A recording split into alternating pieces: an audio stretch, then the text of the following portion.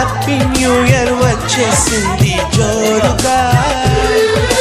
hearty welcome చెప్పేద్దామా హాయిగా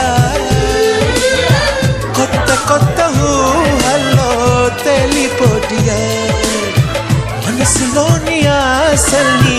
పంచుకో brother గుండెలోని భావాలు గుప్పుమన్న ఈ వేళ కదిలల్లే కాలపు కన్నెకి టాటా చెప్పుదామా